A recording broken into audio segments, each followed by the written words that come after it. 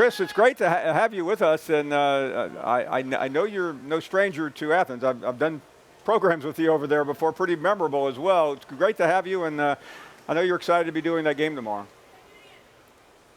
Very excited, man. We were here last year when Athens was kind of a ghost town on football Saturdays, but to be back here for the 54th straight sellout game that I don't think Georgia fans at the beginning of the year had circled as a massive top 10 showdown. Very few of us did. They thought this might be part of that lull with Vandy and then Arkansas, take a breather before Auburn and Florida, but it hasn't worked out that way. And I think they're nervous here about being more than 2.5 touchdown favorites over this Arkansas team. So I think Arkansas has their attention for sure.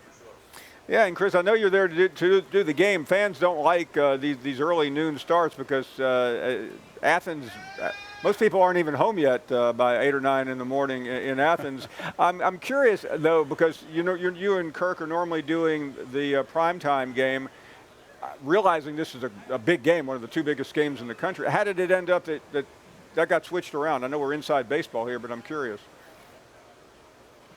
Well, Paul, I like my Friday nights too, so I don't normally relish these early kickoffs either. I'm like a lot of the players and a lot of the fans, but we're excited about this one. I think that, typically we would do the ABC primetime game, which cannot be an SEC game, as folks in this part of the world know. But on special occasions, when you have a day like tomorrow, when it's a great time to be an SEC fan and showdowns all over the place and game day being here, this sort of fell naturally into place for us. And certainly excited to have a chance to see Georgia for the second time and get a look at a team that may be tracking toward the playoff. But yeah, it's very cool. I'll get up at 5 in the morning. It doesn't matter what time. I would get up in the middle of the night to call this one, Paul.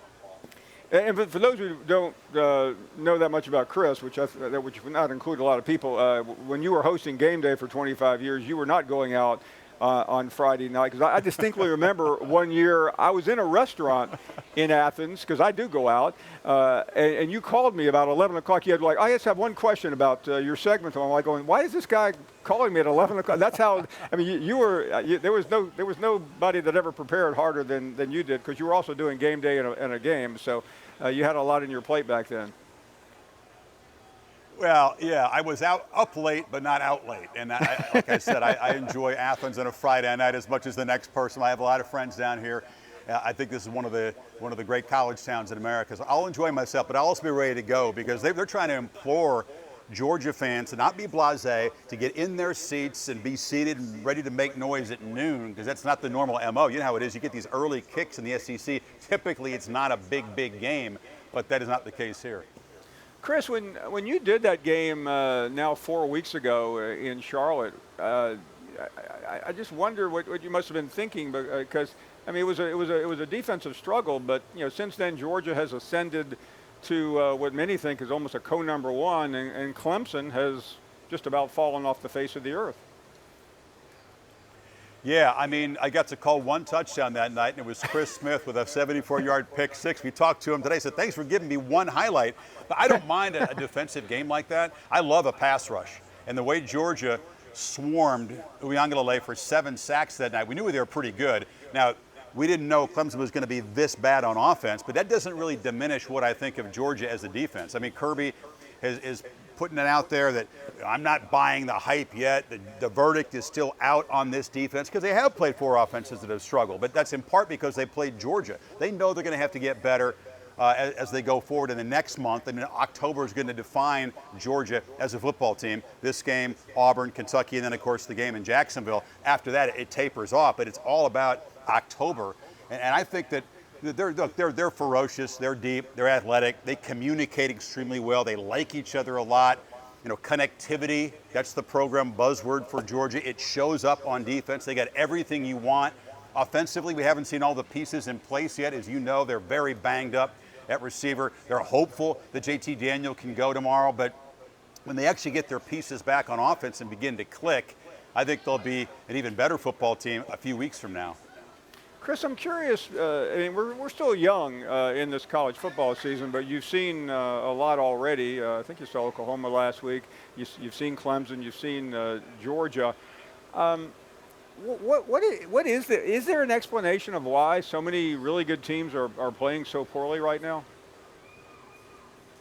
New quarterbacks, offenses in transition, I think, is part of it.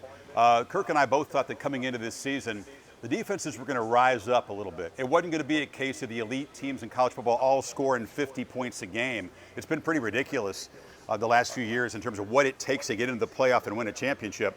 It still takes explosive offense, but I think that the defenses are beginning to adjust. You're seeing defenses like Arkansas, play the 3-3-5, 3-2-6, whatever you want to call it. They're letting you complete the underneath stuff. They're forcing quarterbacks to check it down and be patient and not press. And that's the answer to the modern high-powered spread offenses. And I think the defenses are having a moment. So that's part of it. There hasn't been, outside of Alabama and maybe Georgia, a completely dominant team. But I think the pieces are in place here. I'm not going to say they just give the trophy out in Atlanta at the SEC championship game, but they do look like they've set themselves apart. I mean, you look at the talent here, Paul. You watch the practice at Georgia. I mean, everybody knows how they've recruited, but you see the personnel, and it reminds me of what Howard Schnellenberger, former Alabama man, a guy who used to emulate Bear Bryant's growl when he used to talk about Louisville and Oklahoma. He would say, well, we're on a collision course for a national championship, and the only variable is time. And that's kind of how it feels at Georgia. The variable is time, but I do feel like they're moving toward that championship. Their fans are hoping it's this year, sooner, not later, but the personnel exists here, and they're an impressive outfit. And like I said, we haven't seen the best of Georgia yet, I don't think. Thanks for watching ESPN on YouTube. For live streaming sports and premium content, subscribe to ESPN+.